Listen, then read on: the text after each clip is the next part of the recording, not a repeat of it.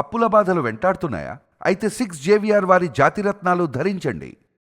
సికింద్రాబాద్ స్వప్నలోప్ కాంప్లెక్స్లో ఒక ఘోరమైన అగ్ని ప్రమాదం చోటు చేసుకుంది. అయితే సమయానికి ఆ కాంప్లెక్స్లో ప్రమాదం జరిగిన సమయంలో ఎవరు లేకపోవడంతో వెంటనే అక్కడున్న స్థానికులు ఫైర్ సిబ్బందికి సమాచారం అందించడంతో వెంటనే స్పందించిన అధికారులు అక్కడికి వచ్చి మంటల్ని అదుపు చేసే ప్రయత్నం చేస్తున్నారు. అయితే ఇంకా కూడా సహాయక చర్యలు కొనసాగుతున్నాయి. ప్రస్తుతం అక్కడ ఏదైతే సికింద్రాబాద్లో చాలా రద్దీగా ఉండే స్వప్నలోప్ కాంప్లెక్స్లోని ఫస్ట్ ఫ్లోర్లో దేవుడి వద్ద పెట్టిన దీపం కారణంగా ఈ యొక్క అగ్ని ప్రమాదం చోటు చేసుకున్నట్లుగా మనకు ఫైర్ సిబ్బంది అయితే చెప్తున్నారు. అయితే ఈ ప్రమాదంలో ఎవరికి ఎలాంటి ప్రాణ నష్టం జరగలేదు. కానీ ఆ ఫస్ట్ ఫ్లోర్కి సంబంధించి ఆ ప్రైవేట్ కార్యాలయానికి సంబంధించిన ఆ వాల్స్ కావచ్చు, సీలింగ్ కావచ్చు, మొత్తం కూడా కాలిపోయిన దృశ్యాలు మనకు దర్శనమిస్తున్నాయి. అయితే దీనికి సంబంధించి స్థానికులు వెంటనే అధికారులకు సమాచారం అందించడం ఒక పెను ప్రమాదం తప్పిందని చెప్పొచ్చు. ముఖ్యంగా ఇలాంటి ఘటనలు మనం చూసినాం. హైదరాబాద్లో మొన్న అమీర్పేటలో జరిగిన సంఘటన కావచ్చు, అదేవిధంగా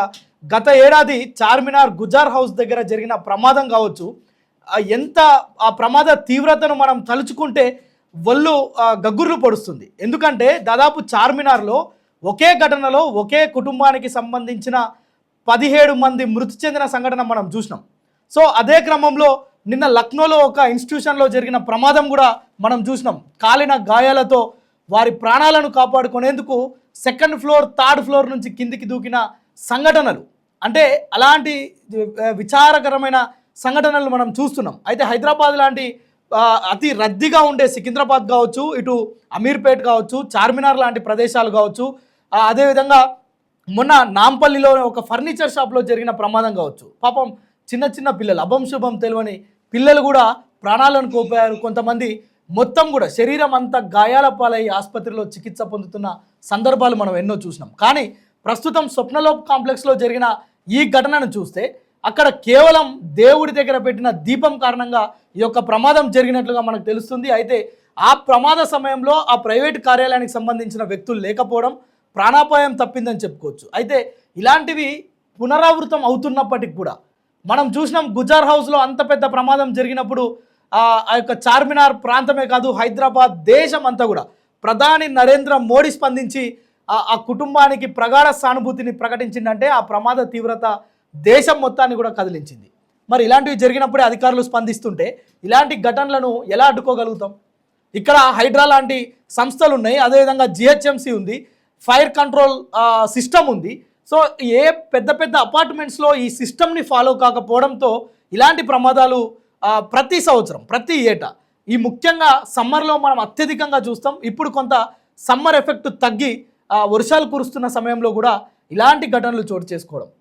ఒకవేళ స్వప్నలోప్ కాంప్లెక్స్లో ఈరోజు అధికారులు తొందరగా స్పందించారు కనుక ఒక ప్రాణాపాయ ఇంత పెద్ద ప్రమాదాన్ని, పెను ప్రమాదం తప్పిందని చెప్పుకోవాలి. ఒకవేళ సమాచారం ఇచ్చేవాళ్ళు లేకపోతే, అధికారులు సకాలంలో స్పందించకపోతే చిన్న ప్రమాదం, దేవుడి దగ్గర పెట్టిన దీపం ఆ మొత్తం అపార్ట్మెంట్ని, అందులో మొత్తం కూడా స్పోర్ట్స్ షాప్స్ ఉన్నాయి, బట్టల షాప్స్ ఉన్నాయి, ఇతరత్ర క్లాత్కి సంబంధించినవి, ఫర్నిచర్కి సంబంధించిన దుకాణాలు ఉన్నాయి. ఏ ఒక్క దుకాణంలో కానీ మంటలు ఎగిసి పడితే దాన్ని కంట్రోల్ చేయడం ఎవరి తరం కాకుండా పోతుంది. మనం దీనికి సంబంధించి చూసినాం, రోజుల తరబడి రెస్క్యూ చేసినప్పటికి కూడా డెడ్ బాడీస్కి సంబంధించిన ఆనవాళ్ళు కూడా దొరకని పరిస్థితి చాలా కేసుల్లో చూసినాం. సో ఇలాంటివి అనేకం జరుగుతున్నప్పటికీ కూడా ఎందుకు అధికారులు ఎప్పటికప్పుడు తనిఖీలు నిర్వహిస్తలేరు?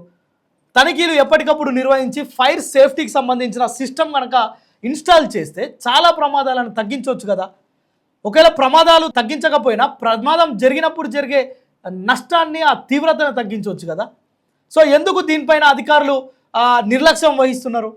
ఒకవేళ గుజార్ లాంటి హౌస్ లాంటి ఆ ఘటనలు జరిగితేనే స్పందిస్తారా? దీనిపైన ముఖ్యమంత్రులు, ప్రధానమంత్రులు ఆదేశాలు జారీ చేస్తేనే స్పందిస్తారా? చిన్న చిన్న ఘటనలు చాలా పెద్ద ప్రమాదాలకు దారితీస్తున్నాయి.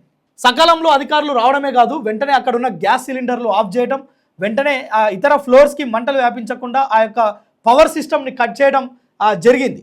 సో మనం అక్కడున్న ప్రత్యక్ష సాక్షులు చెప్తున్నారు, ఈరోజు చాలా పెద్ద ప్రమాదం తప్పిందన్న అని చెప్తున్నారు. అక్కడ ప్రత్యక్ష సాక్షులకు ఫోన్ చేస్తే, ఫైర్ సిబ్బంది కూడా ఫోన్ చేస్తే చాలా తొందరగా మేము స్పందించబట్టి ఒక ప్రమాదం తప్పింది. ఒకవేళ ఇది కనుక మంటలెగిసి పడితే కనుక ఈ కాంప్లెక్స్లో ఈరోజు ఎంత పెద్ద ప్రమాదం జరిగేదో అని చెప్తున్న పరిస్థితి.